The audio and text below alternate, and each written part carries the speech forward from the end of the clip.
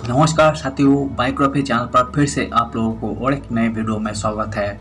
आशा है कि आप लोग अपने जीवन में खुश होंगे, मस्त होंगे और मज में भी होंगे।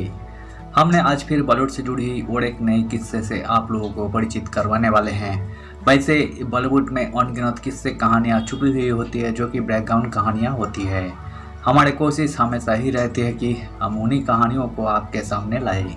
तो चलिए आज की कहानियों पे चलते हैं, शुरू करते हैं बॉलीवुड के बैकग्राउंड से जुड़ी हुई और एक नए किस्से। अमिताभ बच्चन राजेश खन्ना ने रिजेक्ट की फिल्म, नया नवेला एक्टर बना लीड हीरो। रिलीज के साथ हुई ब्लॉकबस्टर। सलीम जावेद की जोड़ी 80 के दशक में अलग हो गई। इस जोड़ी के अलग होने से कई सिनेमा प्रेमियों के दिल टूट गए। लेकिन क्या आप जानते हैं, इस जोड़ी ने एक फिल्म अमिताभ बच्चन के जहन में रखकर लिखी थी, लेकिन फिल्मों की कहानी सुनने के बाद उन्होंने फिल्मों को करने से साफ साफ मना कर दिया था। कहा जाता है कि यही फिल्म इस जोड़ी के टूटने का भी कारण बनी थी। क्या है ये मज़ेदार किस्सा, चलिए आपको बताते हैं। सलीम जावेद 1970 के दशक की सबसे लोकप्रिय राइटर जोड़ी में से एक थे। इस जोड़ी ने हिंदी सिनेमा को शोले, दीवार, जंजीर, यादों की बारात जैसे की फिल्में दी। आज का हिंदी सिनेमा यही मानना पसंद करता है कि कंटेंट ही किंग है, लेकिन कई साल पहले लोग कंटेंट शब्दों को आम बोलचाल में इस्तेमाल तक नहीं करते थे। ये उस दौर की बात है जब हिंदी सिनेमा अपने राइटर्स के लिए जश्न मनाता था। क्या आप जानते हैं कि इस स्टार जोड़ी ने एक ऑल टाइम ब्लॉकबस्टर फिल्मों की कहानी को अमिताभ बच्चन को ध्यान में रखकर लिखा था, लेकिन उन्होंने फिल्म करने से साफ साफ इनकार कर दिया। राइटर्स राजेश खन्ना के पास भी फिल्मों को लेकर पहुंचे, लेकिन उन्होंने भी ठेंगा दिखा दिया। फिर नए नवेले एक्टर के साथ हाथ लगी फिल्म और रातों रात वही स्टार बन गई। सलीम जावेद की जोड़ी 80 के दशक में अलग हो गई। इस जोड़ी के अलग होने से कोई सिनेमा प्रेमियों के दिल टूट गए। लेकिन क्या आप जानते हैं, इस जोड़ी ने एक फिल्म अमिताभ बच्चन के जहन में रखकर लिखी थी, लेकिन फिल्मों की कहानी सुनने के बाद उन्होंने फिल्मों को करने से साफ साफ मना कर दिया था। कहा जाता है यही फिल्म इस जोड़ी के टूटने का भी कारण बनी थी। क्या है ये मज़ेदार किस्सा, चलिए आपको बताते हैं। नास्तिक के मुहूर्तों के लिए सलीम जावेद तो गए थे, लेकिन फिल्मों के हीरो अमिताभ बच्चन मुहूर्तों के लिए नहीं आए। मुहूर्त पर उनका एक वॉइस नोट शेयर किया गया। ये तब नई नई बात हुआ करती थी। सलीम जावेद को इससे आइडिया क्यों इस पर फिल्म बना दी जाए, बस क्या था, आइडिया मिल चुका था और ये कॉन्सेप्ट पहले ही एक इंग्लिश फिल्मों में बन चुकी थी। और कुछ ऐसा ही concept Kishore Kumar starrer mister x इन बॉम्बे में भी था। जिस फिल्म की हम बात कर रहे हैं वो है 1987 में रिलीज हुआ मिस्टर इंडिया। अनिल कपूर और श्रीदेवी फिल्मों में लीड रोल में थे। दशकों तक चलने वाले ये एक कल्ट क्लासिक फिल्म थी। फिल्म इतिहासकार दिलीप ठाकुर ने शेखर कपूर निर्देशित फिल्म के बारे में कुछ दिलचस्प किस्से शेयर किए थे। उन्होंने बताया कि मिस्टर इंडिया की कहानी लेखक जोड़ी सलीम जावेद की आखिरी रिलीज फिल्म थी।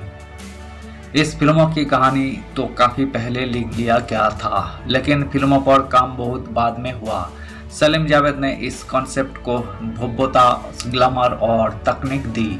मिस्टर इंडिया जब बनी थी तो तकनीक के इस्तेमाल के मामले में यही एक असाधारण फिल्म थी। दिलीप कुमार कहते हैं कि मुझे लगता है शोले के बाद अगर किसी फिल्मों ने टेक्नोलॉजी का बेहतरीन इस्तेमाल किया तो वही मिस्टर इंडिया थी। उस समय कंप्यूटर हमारे लिए नया था। उन्होंने कहा कि अफवाह है कि मिस्टर इंडिया अमिताभ बच्चन को ध्यान में रखकर लिखी गई थी, लेकिन बाद में बिग बी ने कहा कि अगर मुझे उसमें नज़र नहीं आना तो मैं फिल्म क्यों करूं। इसके बाद मेकर्स ने लीड रोल के लिए राजेश खन्ना से भी संपर्क किया गया, लेकिन अमिताभ बच्चन की रिजेक्ट फिल्मों को वही करना ही नहीं चाहते थे। दीप्ति कीर्ति चौधरी की एक किताब हिंदी सिनेमा के महानतम पटकथा लेखकों की कहानी में भी इस किस्से का जिक्र है। उन्होंने बताया है कि अमिताभ की ना ही इस स्टार्स राइटर्स की जोड़ी टूटने का कारण बनी। दरअसल जावेद को लगा कि उन्हें शायद अब बच्चन के साथ काम नहीं करना चाहिए, क्योंकि उन्होंने फिल्मों को करने से इनकार कर दिया था, जिसको उन्होंने अपने अपमान के रूप में देखा। लेकिन सलीम इस राय से सहमत नहीं थे।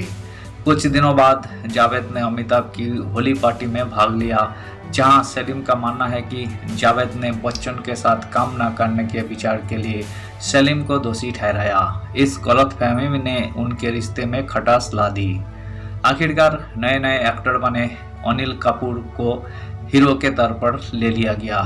कैलेंडर की भूमिका वाले सतीश कौशिक निर्देशन विभाग में सहायक भी थे। बच्चों में कोरियोग्राफर अहमद खान, एक्टर आफ्ताब शिवदासानी को शामिल किया गया था।